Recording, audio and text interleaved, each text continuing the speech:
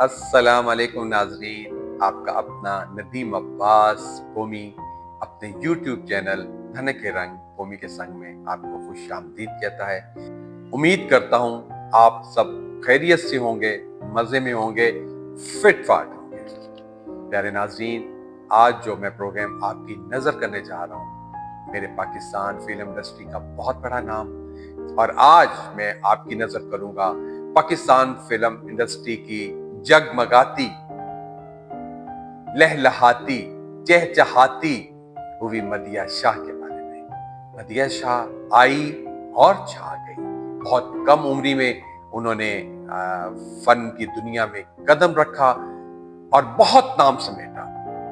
تینوں میڈیم پہ چھائی رہیں، چاہے وہ ٹی وی تھا، فلم تھی یا سٹیج تھی۔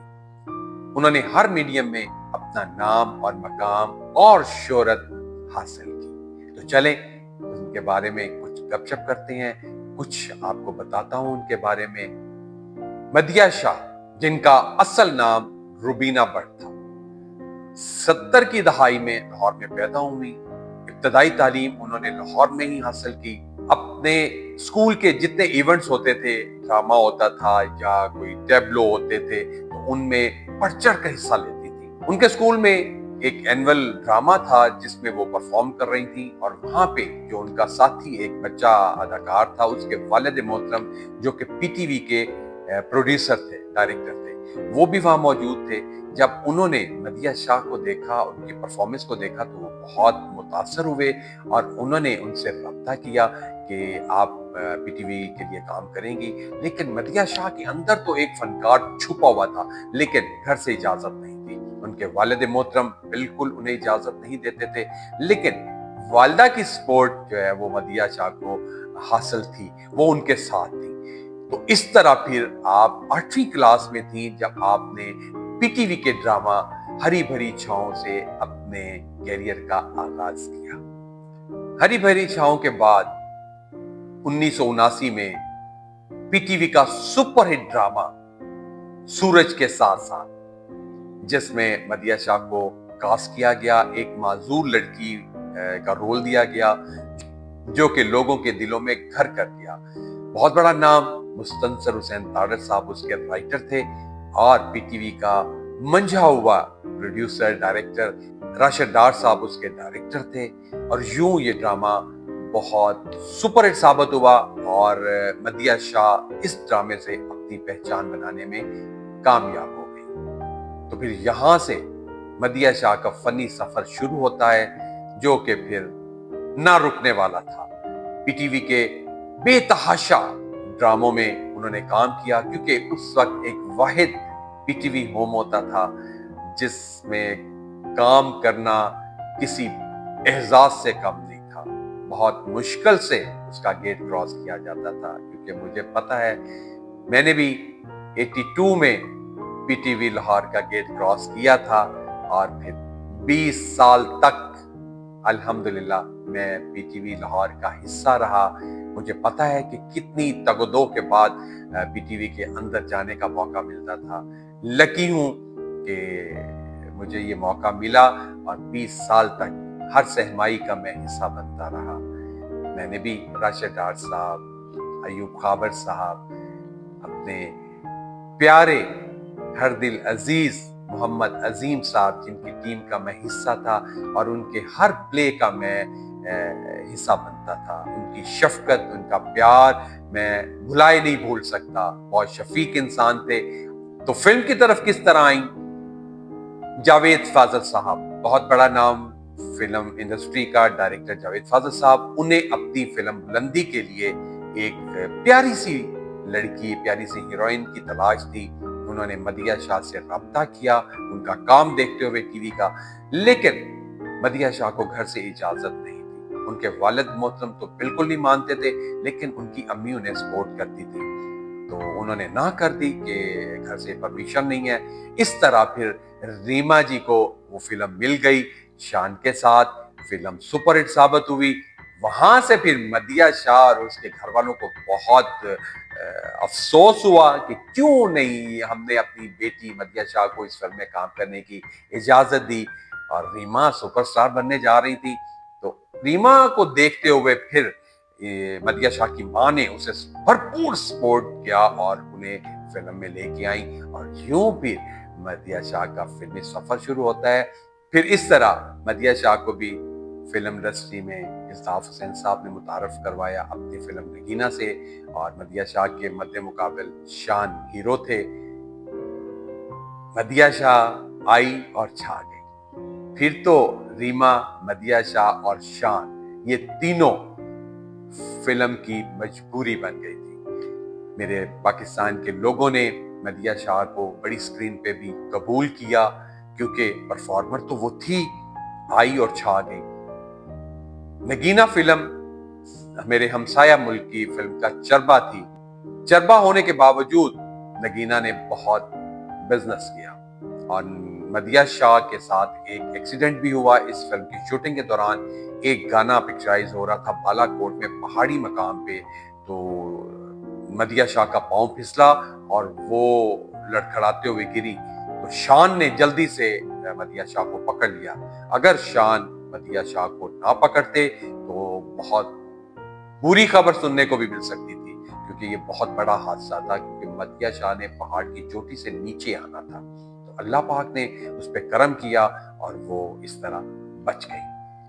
فلم نگینا کے بعد 1991 میں فلم نگاہیں ڈائریکٹر حسنین صاحب کی اور پروڈیوسر عارف چودھری صاحب کی فلم, وہ بھی شان کے ساتھ بہت سپر ہٹ ثابت ہوئی, اور مدیحہ شاہ فلم انڈسٹری میں قدم جمانے میں کامیاب ہو گئی. نگاہیں کے بعد عمر شریف صاحب کی ڈائریکشن میں بننے والی فلم مسٹر 420, جس میں مدیحہ شاہ کے ہیرو عمر شریف صاحب تھے, کامیڈی فلم تھی, لوگوں نے بہت پسند کی کیونکہ وہ ٹائم بھی عمر شریف صاحب کا کامیاب ٹائم چل رہا تھا. فلم بہت سپر ہٹ ثابت ہوئی. 1994 میں حسنین صاحب کی فلم زمین آسمان بہت سپر ہٹ ثابت ہوئی مدیحہ شاہ کی, اور 1994 میں ہی لاٹ صاحب ریلیز ہوئی, جس میں فرسٹ پیئر میں تھے انجمن اور سلطان راہی صاحب, اور سیکنڈ پیئر میں تھی مدیحہ شاہ اور عمر شریف. یہ فلم بھی بہت کامیابی سے ہمکنار ہوئی. مدیحہ شاہ کی میں آپ کو ایک بات بتاؤں کہ مدیحہ شاہ غلط بات برداشت نہیں کر سکتی, بہت جلد ہائپر ہو جاتی تھی. ایک دفعہ کا میں واقعہ بتاتا ہوں آپ کو کہ سید نور صاحب کی فلمیں کام کر رہی تھیں, تو مدیحہ شاہ ٹائم کی پنکچوئل تھیں, سیٹ پہ پہنچ گئیں, لیکن سید نور صاحب اپنے سیٹ پہ بہت لیٹ پہنچے, جس کی وجہ سے مدیحہ شاہ اور سید نور صاحب کے درمیان کافی تلخ کلامی ہوئی, کیونکہ مدیحہ شاہ حق پہ تھی کہ وہ سیٹ پہ آ کے بیٹھی ہوئی ہیں, کیونکہ اس وقت مدیحہ شاہ بہت مصروف تھی, ٹیڈی شفٹ میں کام کر رہی تھی 2 گھنٹے, کبھی وہ باری میں, کبھی شاہ نور میں, کبھی ایورنیو میں, کبھی وہ شباب میں, کبھی کہیں آؤٹ ڈور تھی. تو 2 گھنٹے یہ اداکار سب فلموں کو ٹائم دیتے تھے اپنی فلموں کو مکمل کروانے کے لیے. تو سید نور صاحب لیٹ آئے, تو اس طرح پھر ان دونوں میں کافی تلخ کلامی ہوئی, اور سید نور صاحب کو ماننا پڑا کہ واقعی ان کی غلطی ہے, وہ سیٹ پہ لیٹ پہنچے ہیں, کیونکہ ٹائم بہت قیمتی تھا مدیحہ کا, اس نے آگے بھی جانا تھا, سیٹ پہ اس نے ٹائم دیا ہوا تو اسے اپنی اگلی شوٹنگ پہ پہنچنا تھا. تو اس طرح مدیحہ شاہ تھوڑا سا جلدی ہائپر ہو جاتی تھی, سخت مزاج تھیں. اور ایک اور واقعہ ان کا بہت مشہور ہے کہ وہ امریکہ گئیں کسی شو کے لیے, تو جو اس شو کا آرگنائزر تھا, تو جب وہ وہاں پہ گئیں شو کرنے کے بعد, آرگنائزر نے معاوضہ دینے میں تاخیر کی, معاوضہ دینے سے انکار کیا, تو پھر مدیحہ شاہ ڈٹ گئیں اپنے حق کے لیے, اپنا معاوضہ وصول کرنے کے لیے. کافی ان کی تلخ کلامی ہوئی اور مدیحہ شاہ نے اپنا حق اس سے وصول کیا. تو یہ چھوٹے چھوٹے واقعات جو ہیں یہ زندگی کا حصہ ہیں, لیکن وہ کمپرومائز کرنے والی خاتون نہیں تھی. مدیحہ شاہ جس نے بہت سارے ایوارڈز اپنے نام کیے, نگار ایوارڈ, بہترین اداکارہ کا ایوارڈ تقریباً وہ ہر سال لیتی رہی ہیں. تو اب میں بات کروں گا ٹی وی سے فلم کا مکمل ہوا, اور فلم سے پھر تھیٹر کا.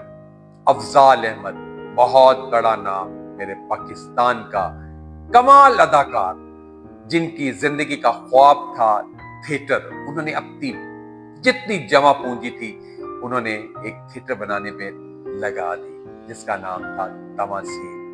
افضال احمد صاحب مدیحہ شاہ کو تھیٹر پہ لے کے آئے۔ بہت بڑا پلے جنم جنم کی میلی چادر، جو کہ تقریباً 3 سال تک سٹیج کی زینت بنا رہا۔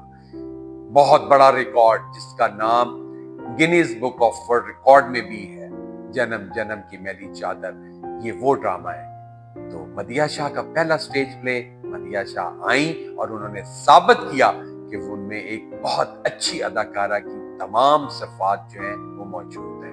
لائیو پرفارم کرنا بہت مشکل کام ہے، اور وہ فلم اور وہ ڈرامہ جنم جنم کی میلی چادر، جو کہ 3 گھنٹے انہوں نے افضال احمد صاحب نے سٹیج پہ لائیو فلم دکھائی لوگوں کو، بہت بڑی بات ہے۔ سچویشنل گانا وہاں سے شروع ہوا تھا جو کہ مدیحہ شاہ پرفارم کرتی تھی، اور بہت خوبصورت پلے تھا جس میں افضال احمد صاحب نے سٹیج پہ ٹرین کو لے آئے تھے، اور اب آڈینس ششدر رہ گئی تھی کہ یہ کیا ماجرا ہے کہ سٹیج پہ ٹرین آ گئی ہے آؤٹ کلاس پہ، اور جس نے، آپ کو بتا رہا ہوں کہ گینیز آف ورلڈ ریکارڈ میں اس کا نام ہے، اور جس نے کامیابی کے جھنڈے گاڑے۔